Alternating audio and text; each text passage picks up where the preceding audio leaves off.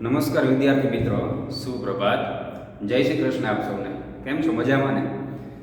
આજે મિત્રો આપણે ધોરણ 9 ની અંદર વિષય ગુજરાતીની વાત કરીએ તો વ્યાકરણના કેટલાક ટોપિક છે એ અગાઉ આપણે ભણી ગયેલા, જેમાં આના પહેલા આપણે જે છે એ વાક્ય પ્રયોગ કે વાક્ય રચના છે એનો અભ્યાસ છે તે કરેલો. હવે ત્યાંથી થોડાક આગળ આજે આપણે જે ટોપિક ભણવાના છે ગુજરાતીમાં એનું નામ છે સમાસ.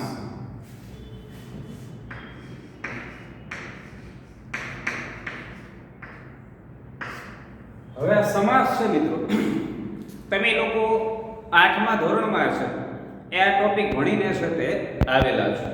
આ જ ટોપિક છે એ ધોરણ 9 ની અંદર છે એ અભ્યાસ અર્થે છે તે આપણે ભણવાનો થાય છે, અને એ જ ટોપિક આગળ જતા તમારે ધોરણ 10માં પણ તેનો જ અભ્યાસ છે તે કરવાનો થશે. તો આ સમાસ જે છે એ ગુજરાતી ભાષામાં સમાસ શા માટે છે એ ઉપયોગી છે, સમાસની જરૂર છે એ ભાષાની અંદર શા માટે થઈ, આવા આપણને કેટલાક પ્રશ્નો છે એ ઉદ્ભવે.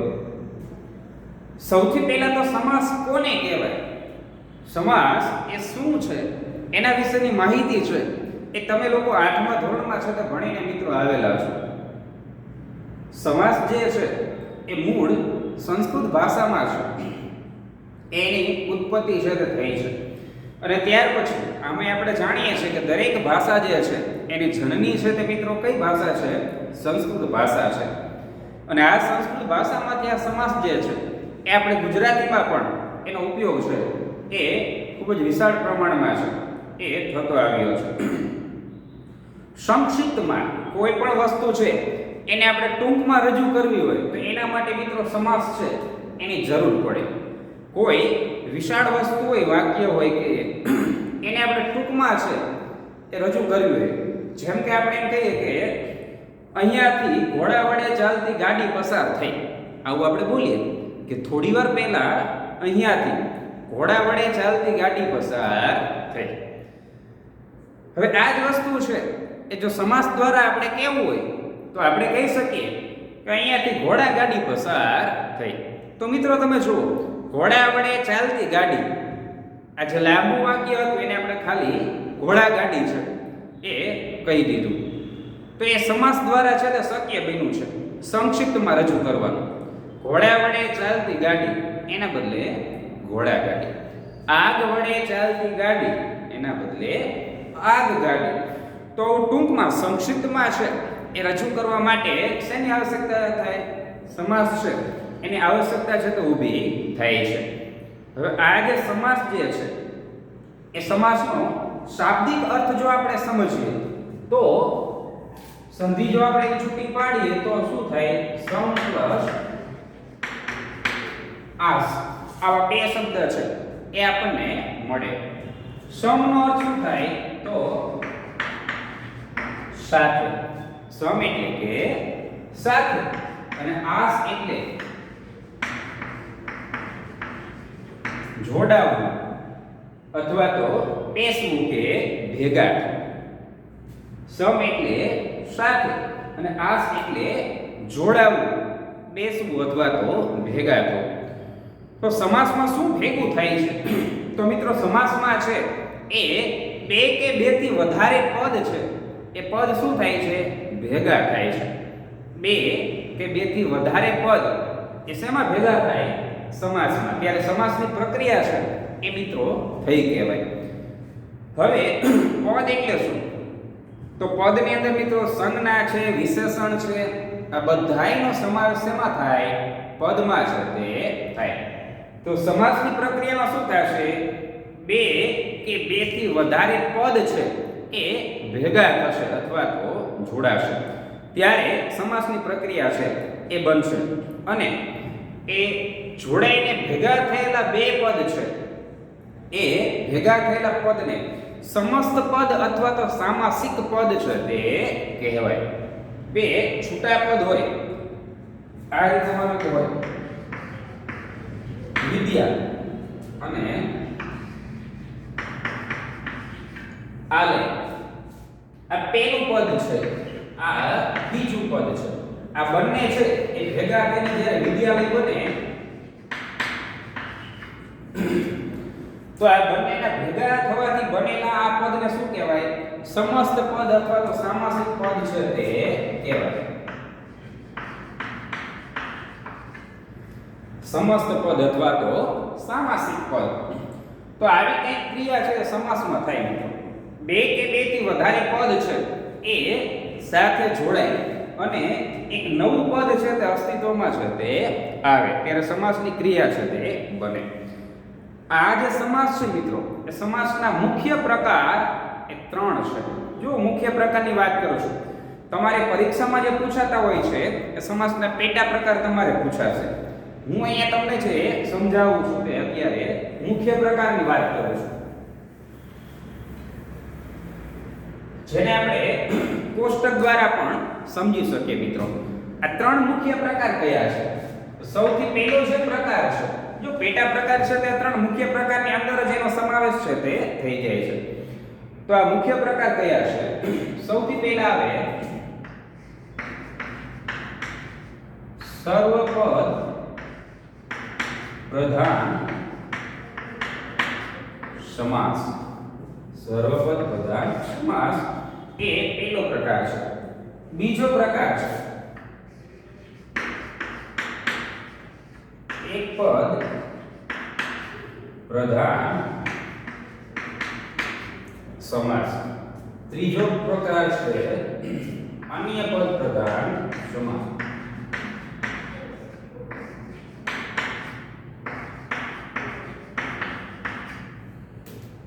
આ સમાસના મુખ્ય 3 પ્રકાર છે. તમે એને આ રીતે કોષ્ટક દ્વારા પણ સમજી શકો છો.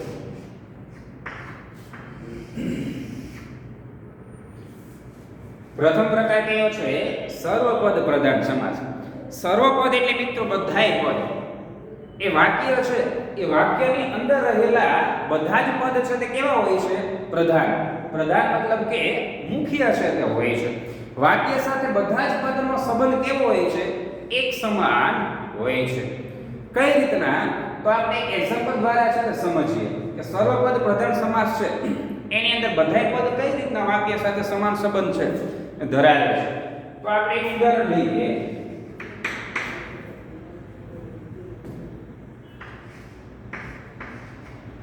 રામ લક્ષ્મણ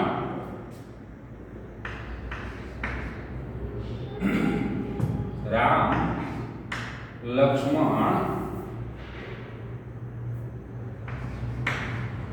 વનમાં ગયા.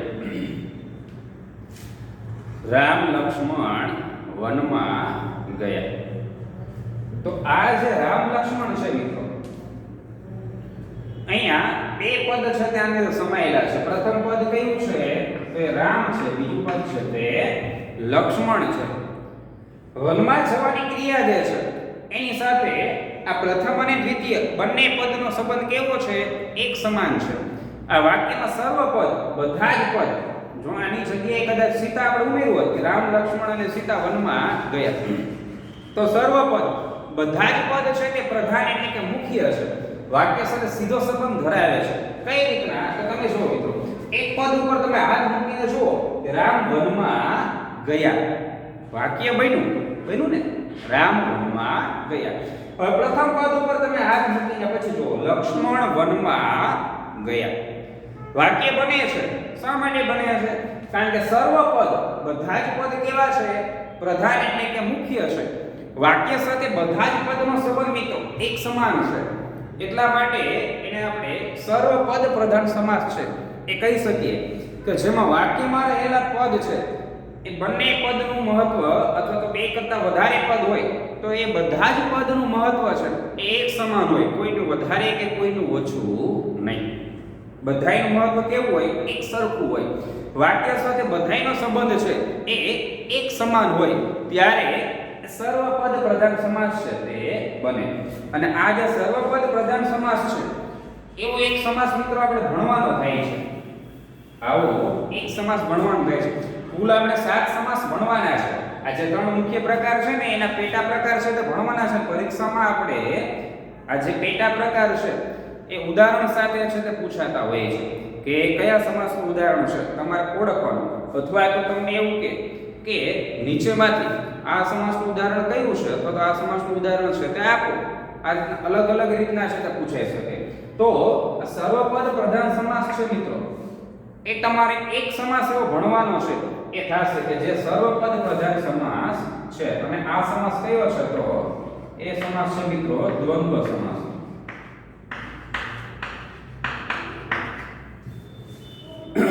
દ્વંદ્વ સમાસ એ કેવો છે? સર્વપદ પ્રધાન સમાસ છે. જેમ આપણે ઉદાહરણમાં જોયું કે રામ લક્ષ્મણ વનમાં ગયા, તેમાં રામ અને લક્ષ્મણના બંને પદ છે એ કેવા હતા? પ્રધાન હતા, મુખ્ય હતા. એવું જ છે તે દ્વંદ્વ સમાસમાં થશે, જેના બધા જ પદ છે એ એક સમાન હશે. જેમ કે સુખ દુઃખ હોય તો સુખ અને દુઃખ, તેમાં સુખ છે એ અને દુઃખ આ બંનેનું સમાન મહત્વ છે. બધા જ પદ કેવા હોય છે? પ્રધાન એટલે કે મુખ્ય હોય છે. બીજું એક કહું કે એનો વિગ્રહ કરતી વખતે, જો વિગ્રહ કરવો ને એ ખૂબ જ મહત્વની વસ્તુ છે મિત્રો સમાસમાં. વિગ્રહ કરવો એટલે કે છૂટું પાડવું. આપણે જેમ સંધિ વિગ્રહ જોયું, સંધિ છૂટી પાડવી અને સંધિ જોડવી, એમ સમાસ વિગ્રહ. તો સમાસ વિગ્રહ જ્યારે તમે બે પદને કે બે થી વધારે પદને છૂટા પાડો ત્યારે તમારે ખાસ કાળજી રાખવાની છે. જો તમે યોગ્ય રીતે વિગ્રહ નહીં કરો તો એનો સાચો જવાબ છે તે તમને ક્યારેય પ્રાપ્ત થશે નહીં. તમે એક સમાસને બીજો સમાસ માની બેસો, ગણી બેસો, આવું પણ બને. તો દ્વંદ્વ સમાસ છે એનો વિગ્રહ છે એ અને, કે, અથવા કયા પ્રત્યયો દ્વારા થાય? અને, કે, અથવા. આ મિત્રો પ્રત્યયો છે. તમે એનો વિગ્રહ કરો ત્યારે અને, કે અને અથવાનો ઉપયોગ તમારે કરવો પડે. જેમ કે સવાર સાંજ આવો શબ્દ હોય, સવાર સાંજ, તો તમે એનો વિગ્રહ કરો ત્યારે આમાંથી તમારે કોઈ પણ એકનો ઉપયોગ છે તે કરવાનો થાય. કે સવાર અને સાંજ, તો સવાર અથવા સાંજ થાય ને મિત્રો? સવાર અને સાંજ. તો વિગ્રહ કરતી વખતે ખાસ કાળજી છે તે રાખવાની છે. આમાં તમે ડીપમાં જાઓ તો આ જે 3 જે પ્રત્યય છે ને એના આધારે દ્વંદ્વ સમાસના પાછા પેટા પ્રકાર પણ બને છે. સમુચ્ચય દ્વંદ્વ, વૈકલ્પિક દ્વંદ્વ અને સમાહાર દ્વંદ્વ. પણ આપણે એનો અભ્યાસ છે અત્યારે કરવાનો નથી. અત્યારે માત્ર આપણે દ્વંદ્વ સમાસ છે એની અંદર અને, કે, અથવા 3 માંથી કોઈ પણ પ્રત્યય છે એનો ઉપયોગ તમે કરી શકો છો. ક્યારે? વિગ્રહ કરતી વખતે. અથવા તો તમને વિગ્રહ કરીને સમાસ પૂછેલો હોય કે આ સમાસ કયો સમાસ બને, તો અને, કે અને અથવા દ્વારા તમને ખબર પડે કે કયો સમાસ છે? દ્વંદ્વ સમાસ. એ દ્વંદ્વ સમાસ કેવો સમાસનો મુખ્ય પ્રકારના પેટા પ્રકારમાં આવે છે? સર્વપદ પ્રધાન સમાસ. એના બધા જ પદ કેવા હોય છે? પ્રધાન એટલે કે મુખ્ય છે તે હોય છે. હવે આપણે મિત્રો વાત કરીએ એક પદ પ્રધાન સમાસની. તો એક પદ પ્રધાન સમાસમાં શું હશે? જેમ આપણે સર્વપદ પ્રધાન સમાસમાં જોઈ કે સર્વપદ એટલે કે બધા જ પદ કેવા હોય છે? પ્રધાન એટલે કે મુખ્ય હોય છે. વાક્ય સાથે બધા જ પદનો સીધો સંબંધ હોય છે, એક સમાન સંબંધ છે તે હોય છે. પણ એક પદ પ્રધાન સમાસમાં એવું બનશે નહીં. એમાં શું થશે? તો એક પદ છે તે મુખ્ય હશે અને બીજું પદ છે તે ગૌણ હશે. કોઈ પણ હોઈ શકે, પ્રથમ પદ મુખ્ય હોય કે બીજું પદ, કયું પદ એ નક્કી નથી. પણ બેમાંથી કોઈ પણ એક પદ કેવું હશે?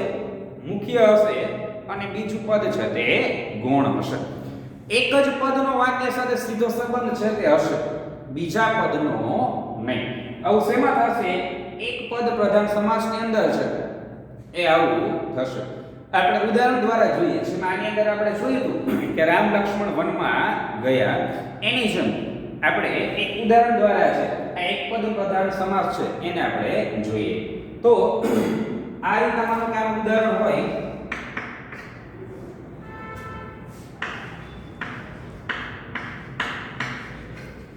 બધા રાજા ઉદાર હોતા નથી.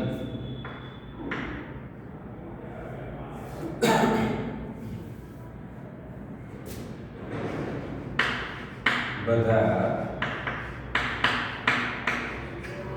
મહારાજા ઉદાર હોતા નથી. ઉદારતાનો ગુણ છે કે મિત્રો અમુક રાજા પાસેથી જ તમને પ્રાપ્ત છે તે થાય. ભગવતસિંહજી છે, કૃષ્ણકુમારસિંહજી છે, આ બધા જે રાજાઓ હતા એની પાસેથી તમને ઉદારતાના ગુણો છે એ મળે. સયાજીરાવ ગાયકવાડ છે, આ બધા રાજા કેવા હતા? એ ઉદાર હતા. પણ ઘણા બધા મુસ્લિમ શાસકોના રાજાઓ તમે જોયેલા કે એકદમ ક્રૂર, નિર્દય અને ઘાતકીપણું છે એના સ્વભાવમાં છે, એના લોહીમાં છે, તે તમને જોવા મળે.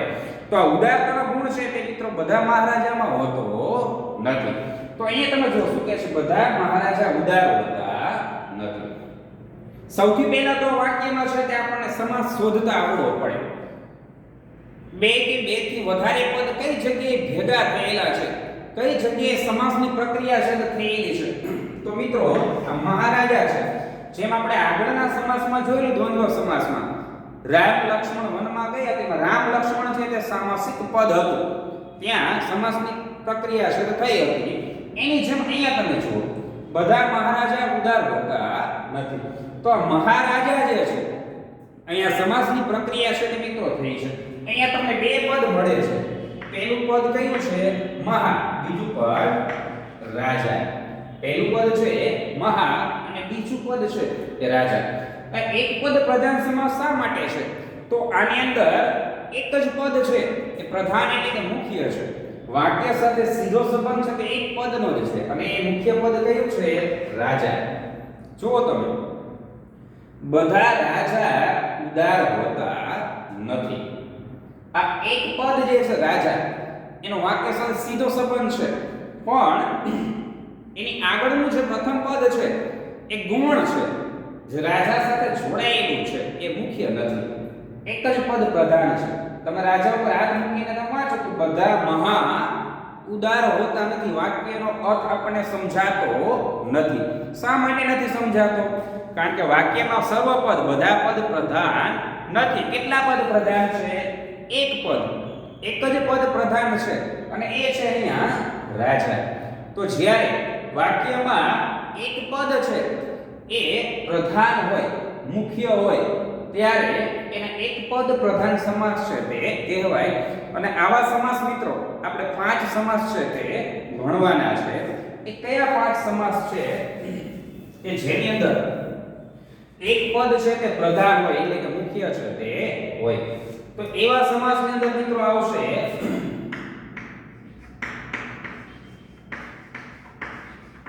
તત્પુરુષ સમાસ,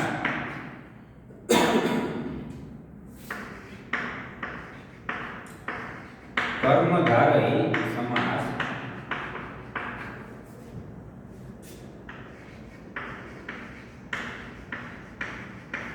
મધ્યમ પદ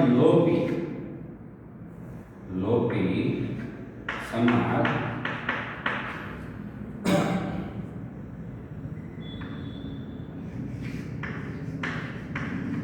ઉપપદ સમાસ અને દ્વિગુ સમાસ. આ મિત્રો પાંચેય જે સમાસ છે, આ પાંચે પાંચ સમાસ કેવા છે? એક પદ પ્રધાન સમાસ. તમે એનો વિગ્રહ કરો ને તો તમને એક પદ છે એ પ્રધાન એટલે કે મુખ્ય મળે કે જેનો સંબંધ વાક્ય સાથે સીધો છે તે હોય. બાકીનું છે તે પદ ગૌણ હોય. જેમ સર્વપદ પ્રધાન સમાસમાં બધા જ પદ કેવા હતા? પ્રધાન એટલે કે મુખ્ય હતા. વાક્ય સાથેનો સંબંધ છે તે સીધો હતો. જ્યારે અહીંયા છે તે એક પદ છે તે પ્રધાન છે. હવે છે અન્ય પદ પ્રધાન સમાસ. અન્ય બહારનું પદ, વાક્યમાં રહેલું એક પણ પદ છે તે પ્રધાન ન હોય, વાક્ય સાથે એનો સીધો સંબંધ હોય નહીં, પણ કોઈ બહારનું અન્ય પદ છે એ વાક્ય સાથે સંબંધ ધરાવતું હોય ત્યારે અન્ય પદ પ્રધાન સમાસ છે તે બને. કઈ રીતના? તો આપણે એને ઉદાહરણ દ્વારા, જેમ અહીંયા આપણે બે ઉદાહરણ દ્વારા છે ત્યાં જોયેલું એવી જ રીતે આપણે ઉદાહરણ દ્વારા છે એ આગળ આ અન્ય પદ પ્રધાન સમાસ છે એને સમજીએ. માનો કે આ રીતના ઉદાહરણ હોય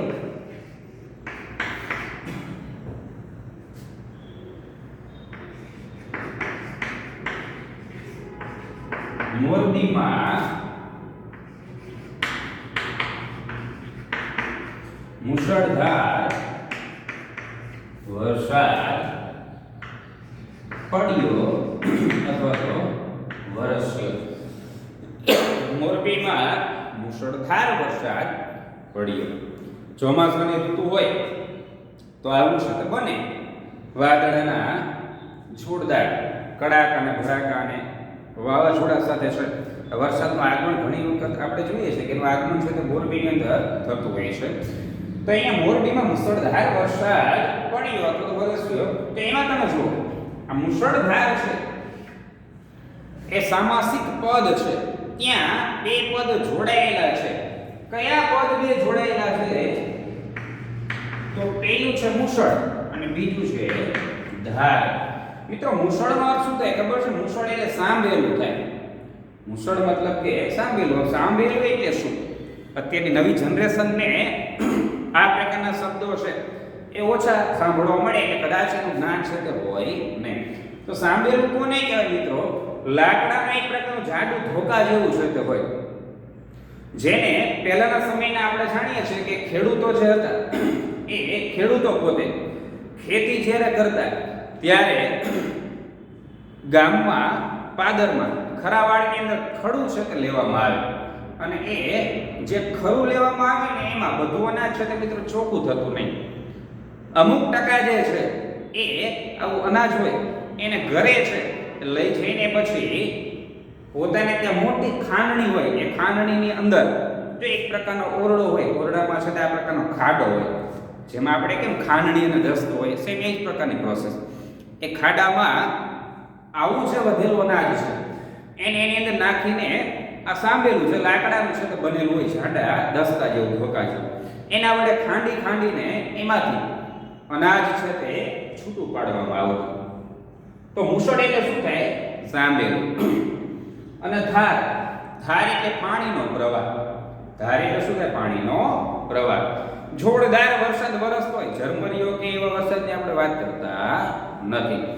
જ્યારે પાણીની ધારાઓ છે એ ધોધમાર સ્વરૂપે ઉપરથી પડતી હોય ત્યારે મુશળધાર એવો શબ્દ પ્રયોગ છે તે મિત્રો આપણે કરી શકીએ.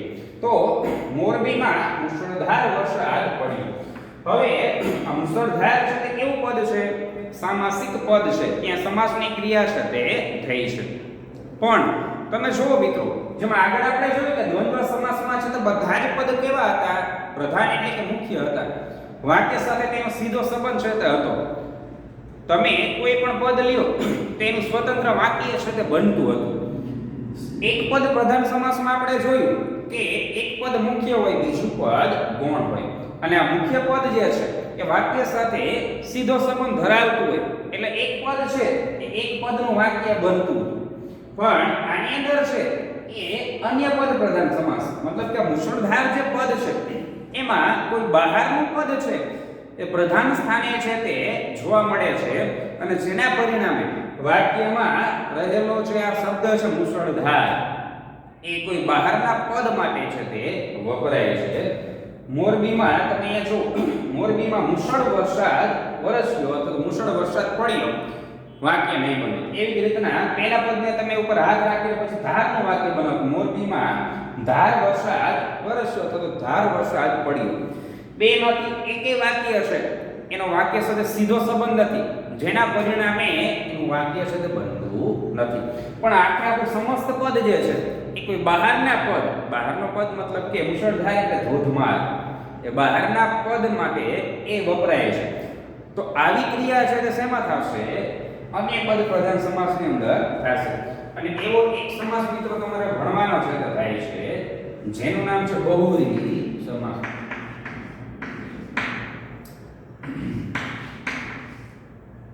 બહુવ્રીહી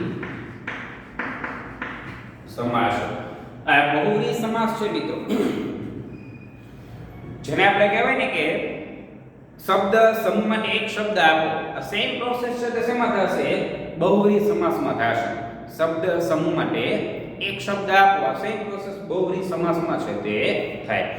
જેમ કે ગજાનન, ગજાનન. આ ગજાનન શબ્દ હોય તો ગજ એટલે શું થાય? હાથી. અને આનન એટલે મુખ. જેનું મુખ હાથી જેવું છે તે. તો આપણને ખબર પડે કે આ શબ્દ કોના માટે વપરાય છે? ગણેશ અથવા તો ગણપતિ માટે છે તે વપરાય છે. ક્યાંય પણ વાક્યમાં ગણપતિ કે ગણેશ આવ્યું નથી, છતાં પણ આપણને ખબર પડી જાય છે. કારણ કે કોઈ બહારનું પદ છે એ એમાં પ્રધાનતા છે તે ભોગવે છે. એવી જ રીતે દશાનન હોય તો દશ અને આનન એટલે મુખ. જેના 10 મુખ છે તે, તો આપણને ખબર પડે કે આની અંદર રાવણની વાત કરવામાં આવે છે. તો દશાનનમાં મિત્રો ક્યાંય પણ રાવણ એવો ઉલ્લેખ નથી, છતાં પણ એ આખું દશાનન જે સમસ્ત પદ છે એ બહારના રાવણ જે પદ છે એના માટે કામ કરે છે. તો આવી જે વાત છે એ શેમાં આવશે?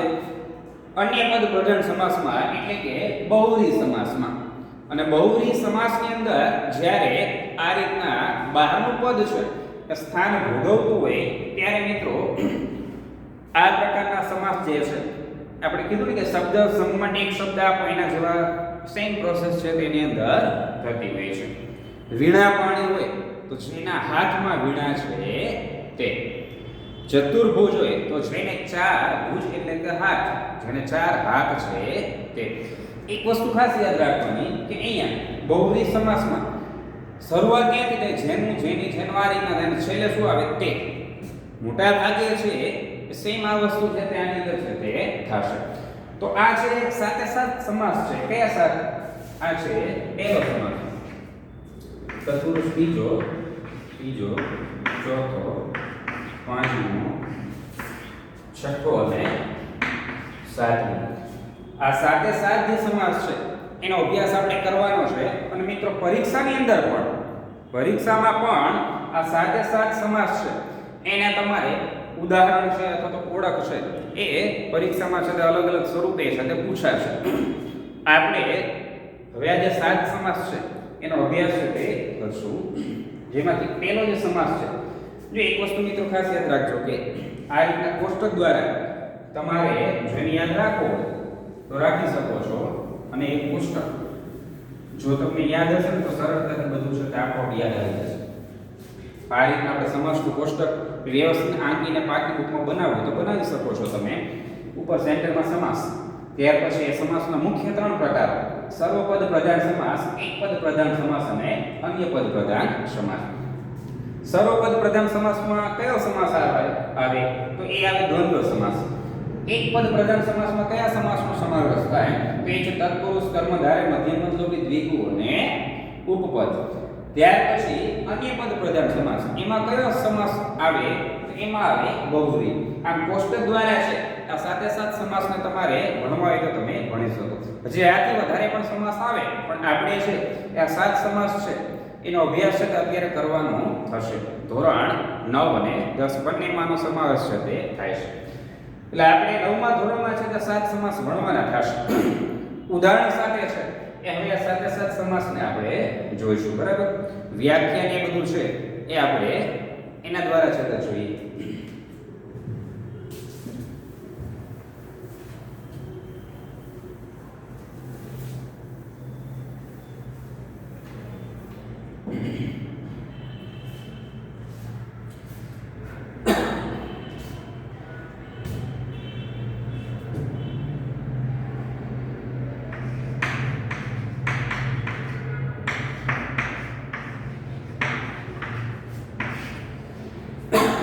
આની મિત્રો પીડીએફ તમને ગ્રુપની અંદર મોકલવામાં છે તે આવશે.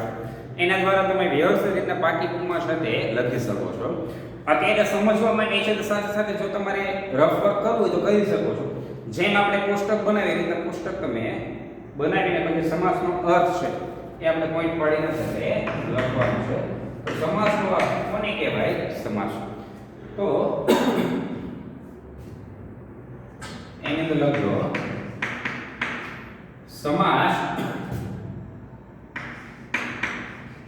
શબ્દ એ સમ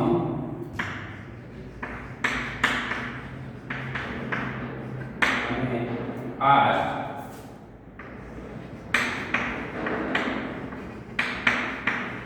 બે શબ્દોથી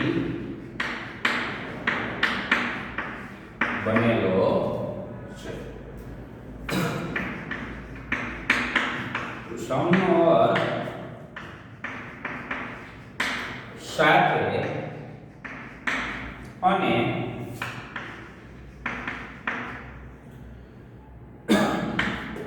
સમનો અર્થ શું થશે? સાથે અને આસનો અર્થ જોડાવું એવો થાય છે.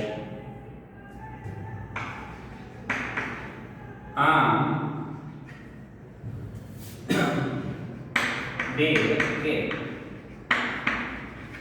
બેથી વધારે પદ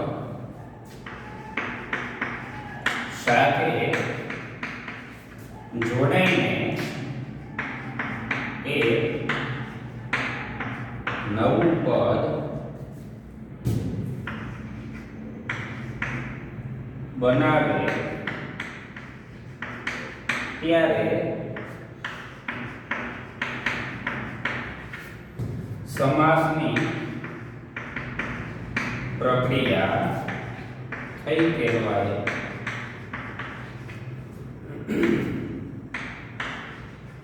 આ નવા બનેલા પદને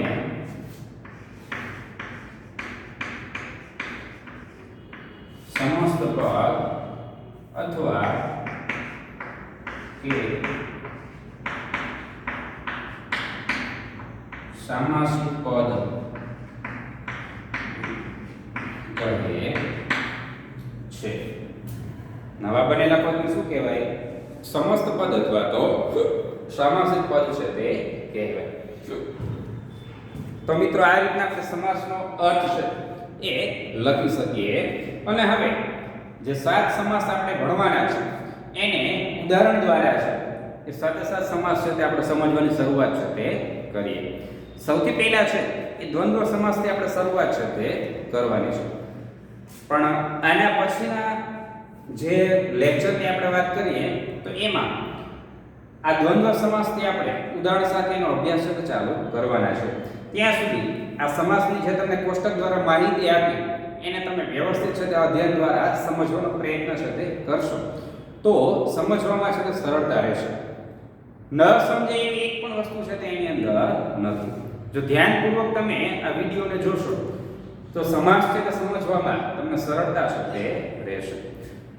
તો આના પછીના પિરિયડમાં છે એ આપણે આ જે 7 સમાસ છે એને ઉદાહરણ દ્વારા છે એ આપણે સમજવાની શરૂઆત છે તે કરશું. ત્યાં સુધી પ્રેક્ટિસ છે તે ચાલુ રાખજો. અસ્તુ.